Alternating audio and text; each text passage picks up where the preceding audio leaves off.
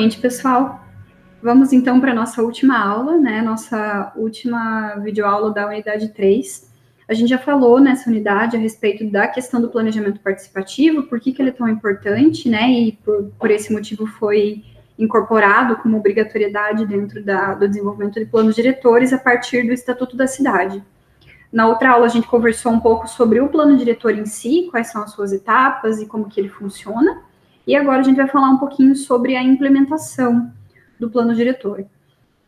Para falar da implementação, é importante comentar com vocês que foi criada uma ação nacional de apoio à elaboração dos planos diretores participativos e do panorama atual dos planos. Então, alguns anos depois da criação e da aprovação do Estatuto da Cidade, é claro, né, que os pesquisadores, as pessoas que trabalharam para desenvolver o Estatuto da Cidade, perceberam as dificuldades dos municípios em implementar, em realizar planos diretores de maneira participativa.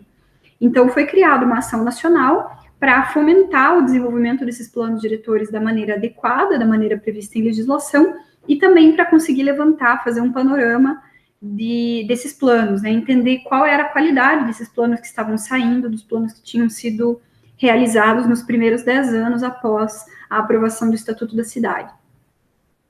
Então, a caixa de ferramentas estava à disposição, mas como transformar a obrigatoriedade determinada pelo Estatuto em uma oportunidade de construir cidades mais justas, democráticas e com melhor qualidade de vida para todos? Porque é isso que o Estatuto quer, mas como só pela obrigatoriedade de fazer plano diretor, né, isso não garante que isso aconteceria. Então, como fazer essa conversão? Como que a gente poderia fazer com que o conhecimento desses novos instrumentos fosse compreendido e debatido por diferentes segmentos, né? Então, muita gente nunca tinha ouvido falar, tanto dentro da prefeitura quanto fora, nunca tinha ouvido falar de uso capião, outorga onerosa, né? Um monte de nome complicado. Então, como que a gente democratiza o conhecimento a respeito desses instrumentos novos? Como fazer com que os processos de elaboração dos planos fossem efetivamente arenas democráticas, né, grandes lugares de participação para possibilitar negociações e pactuações desses projetos? Como eu falei para vocês, é tudo realmente uma grande negociação, toma lá da cá, né? Eu abro mão dessa minha demanda para conseguir melhorar, né, para ter uma outra vantagem ali e formar um pacto, né? Então, como que eu faço com que isso aconteça de maneira democrática de fato? E, finalmente, né, considerando a grande diversidade e desigualdade entre os municípios, como que eu faço chegar a todos os municípios esse conhecimento, né, e criar esse ambiente democrático em tantos municípios diferentes, conforme aquilo que a Constituição prevê? Então, houve mais ou menos 2 anos quando esse grupo, né, se mobilizou para tentar entender o que estava acontecendo no âmbito federal, né, analisando todo o país, e realizar uma mobilização de forças e também sensibilizar instituições do poder público, né, instituições do Estado em todo o país. Então, de 2001 a 2003, foi aquele tempo de margem que eu comentei com vocês já em uma das aulas, né, dos municípios ainda não precisarem, não serem obrigados a seguir os princípios, mas esses princípios já estavam disponíveis, e daí de 2003 em diante, era obrigatório, né, era necessário que esses instrumentos, enfim, fossem colocados em prática. Houve apoio técnico e financeiro, então, depois desse tempo, para que os planos pudessem ser desenvolvidos, né? Então, muitas vezes, municípios que nunca tinham feito plano diretor agora eram obrigados a fazer, então foi necessário criar formas de financiamento, né, de apoio financeiro e também de apoio técnico, através da formação mesmo, de capacitação de diferentes setores dentro das prefeituras, para que fosse possível fazer os planos diretores, mesmo quando não havia experiência dentro do município. Foram recursos de vários órgãos nesse contexto, então, tanto o Ministério da Cidade, quanto o Ministério da Cultura, Turismo, Ciência e Tecnologia, e o Ministério da Integração Nacional, que eram os ministérios existentes na época que se mobilizaram para viabilizar tanto verba para executar o plano, quanto recurso técnico, né, para ensinar, para capacitar os municípios. E, claro, divulgação das novas formas de fazer planos diretores, que aconteceu através de diversas ações, dentre elas, boa parte dos materiais, né, que eu coloquei aqui como anexo, como material de consulta na disciplina para vocês. Então, como que foi feito isso? Foi produzido muita referência tecnológica, né, então muitos textos, muitos documentos para referenciar como se faz um plano diretor. Foi formado um cadastro de profissionais experientes, então era possível você, sendo, por exemplo, o gestor de uma cidade pequena, entrar numa base e saber quais eram os profissionais que estavam ali próximos da sua cidade, que já tinham experiência com isso. Foi montado o site da campanha, e é até engraçado, né, a gente colocar isso como uma grande ação, porque qualquer coisa que a gente faz hoje já tem um site, já tem rede social, mas a criação do site e da rede do plano diretor, na época, com cerca de 20 mil endereços de e-mail, foi um grande avanço, né? Porque quase 20 anos atrás, realmente era muito inovador você ter uma grande rede social voltada ao desenvolvimento do plano diretor, e assim foi possível divulgar entre os técnicos de prefeitura, né, chegando a boa parte ou para todos os técnicos dessas áreas de gestão urbana nas prefeituras. Isso chegou através da rede do plano diretor e com o cadastro dos e-mails dessas pessoas. O que eu acho mais interessante disso tudo, que ainda é muito útil para a gente, é o kit do plano diretor, que é um kit mesmo de materiais didáticos muito completo, muito interessante. Então, entrando em contato com o Ministério da Cidade, os municípios conseguem obter esse material. Uma parte desse material eu coloquei como anexo na disciplina, como eu falei para vocês, o guia de implementação do plano diretor pelos municípios, mas existe, inclusive, já mencionei também, o jogo das cidades, que é um jogo de tabuleiro, enfim, então tem quadrinhos também, né, que eu também acho que já comentei. São vários documentos de caráter muito acessível, de leitura acessível, né? O guia para implementação, ele é bem técnico, mas existem muitos materiais de leitura mais acessível, com o objetivo de distribuição com a comunidade mesmo, e são materiais muito, muito bons, voltados na capacitação, seja de técnicos de prefeitura, seja da comunidade em geral. Foram feitas muitas oficinas também, tanto para sensibilizar pela importância, né, de participar, de fazer o plano, quanto para capacitar. Então, no Ministério das Cidades, né, essa aula é mais para a gente fechar isso, para pensar que a gente ainda tem muito desafio, né, a gente tem muita dificuldade de como fazer os planos acontecerem, e ainda é difícil de identificar como que...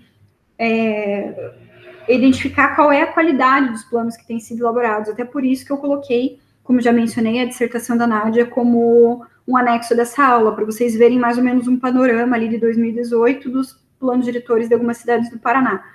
E ela identifica em 2018 que boa parte dos planos é proforme, né? Você tem plano, mas você não tem um planejamento efetivo atrelado a ele. E essa ação que aconteceu mais ou menos na metade, né, da década ali de 2000 a 2010, então, ano de 2003, 2005, foi uma ação muito grande e que conseguiu sensibilizar e levar a municípios que nunca tinham ouvido falar de plano diretor esse conhecimento, né, do que se esperava que eles fizessem. Ainda estão disponíveis muitos dos materiais elaborados pelo Ministério das Cidades. No site do Ministério das Cidades ainda estão disponíveis muitos desses materiais. Eu entrei em contato recentemente, mais ou menos um ano, com o Instituto Polis, atrás de um material que particularmente eu gosto muito, que é esse Dicas, Ideias para Ação Municipal. Eu acho que eu comentei isso numa aula anterior, que nada mais são do que pequenas sugestões, assim, sugestões curtas de 1, 2, no máximo 3 páginas, dando ideias para os gestores municipais do que poderia ser feito para determinadas situações nos municípios. São cerca de 230, 240 ideias, é muito bem feito, e elas já não estavam mais disponíveis no site, mas eu consegui, simplesmente mandando um e-mail para o Instituto Polis, eles anexaram todas elas para mim, numa pasta de Drive, né, então deram acesso a um Drive, por isso que eu compartilhei ele com vocês também, todos esses materiais, Mas se vocês ouvirem falar, virem lá o carimbo do Instituto Polis e encontrarem, né, materiais assim nas prefeituras que vocês forem eventualmente trabalhar, nos órgãos estaduais que vocês forem eventualmente trabalhar, vocês vão ver que possivelmente eles vão ser desse mesmo contexto, dessa mesma época. E no site hoje ainda tem muito material disponível, realmente é uma fonte extremamente confiável de material, por isso que até para fazer os trabalhos da disciplina, vocês vão poder usar materiais deles como base. Esse é um exemplo, então, né, da número 222, né, mas são vários boletins desse dicas, com uma linguagem bem acessível, bem compreensível, realmente pensando assim, em um prefeito de uma cidade pequena, que não é da área de planejamento urbano, não tem uma formação na área, mas ele consegue conhecer algumas estratégias, algumas oportunidades. É claro, né, que avaliando quais foram os resultados desse grande esforço, né, de todo esse investimento. Lá em 2006 foi feita uma análise vendo ali que mais ou menos 1/3 dos planos ainda foram feitos sem participação, em outro terço a população não conseguia se decidir se a participação foi efetiva ou não foi. Então, assim, ainda é muito difícil, né? Ainda foi muito difícil nessa época identificar como que estava a qualidade dos planos, e até hoje, né, gente, a gente vê que tem havido uma melhora na quantidade de planos participativos e na qualidade da participação dentro desses planos.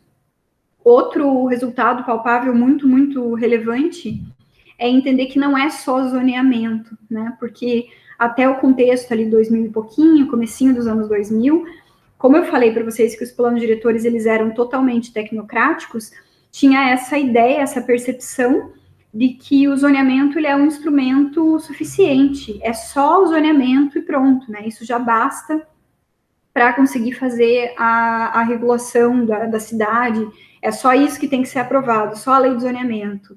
E não é verdade, né? Então, para vocês terem uma ideia, eu me formei em 2011, então a minha graduação começou em 2006 e foi até 2011. E quando eu estudava planejamento urbano, era assim, não, porque tem que fazer lá a análise de condicionante de eficiência e potencialidade, define os eixos, faz a conclusão do que tem que ser feito e coloca isso ao longo do tempo, final. Não era tão comum discutir nem em sala de aula a participação em todo esse processo, né? Era realmente colocado como algo muito próprio do arquiteto urbanista, muito próprio de um trabalho em laboratório, de um trabalho em gabinete, né? De identificar dados e colocar no papel, através de mapas, né? Através de cartogramas. Então, de lá para cá já mudou muito. E essa foi uma... hoje a gente tem uma consciência um pouco maior dentro dos municípios de que você tem que fazer audiência pública, tem que entender o que as pessoas estão realmente precisando, realmente querendo, e não apenas fazer lá uma lei de zoneamento com embasamento técnico, né? Ela já não é mais o suficiente. Mas ainda é muito difícil, né? Muito inviável, assim, financeiramente, às vezes, para as prefeituras fazer um bom plano. Existe pouco interesse, existe muita relutância por parte dos técnicos em desenvolver planos e muita relutância, muita dificuldade em participação. Dificilmente uma sociedade, uma comunidade dentro da nossa sociedade brasileira é politizada a ponto de entender que aquela participação é importante e que opiniões próprias ou ideologias próprias às vezes precisam ser, não digo deixadas de lado, mas precisam ser consideradas em perspectiva, né? Levando a sério, levando em consideração pontos de vista e necessidades de outras pessoas que pensam diferente de nós. Essa dificuldade cultural, ela ainda representa um grande desafio para ser vencido. Percebemos em muitas cidades, e o exemplo de Ponta Grossa é clássico, né, para falar disso, que os planos vão sendo postergados, eles vão sendo deixados de lado, eles vão sendo aprovados parcialmente, não é inteiro implementado, então ainda é uma dificuldade muito grande. Ao falar sobre uma disciplina, né, que trata de Estado e planejamento, acho que o meu objetivo principal aqui foi fazer com que vocês conhecessem um pouco mais a respeito, né, de qual é o papel do Estado na atividade de planejamento, mas também lembrar vocês que o Estado não é suficiente, né? Não é só poder público que faz planejamento. E não é só plano diretor que é planejamento. Plano diretor, planos setoriais, audiências para projetos específicos, para empreendimentos específicos, tudo isso é planejamento urbano. Todas as ações que a gente faça, que podem interferir na vida de uma grande quantidade de pessoas, tudo isso é planejamento urbano. Então, acho que esse é o último recado que eu queria dar, né? É a sensibilização que eu queria trazer com a estrutura da disciplina, da maneira que eu organizei. Acho que é isso, gente.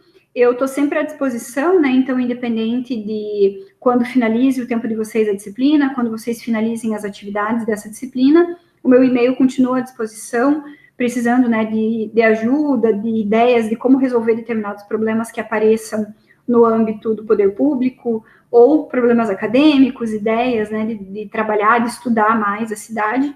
Essa parte do planejamento aí, eu consigo ajudar vocês, vou gostar de saber sobre os projetos de vocês, sobre os trabalhos finais de vocês, e estou sempre à disposição. Então, obrigada aí pela companhia durante o tempo dessa disciplina, e a gente se vê. Até mais.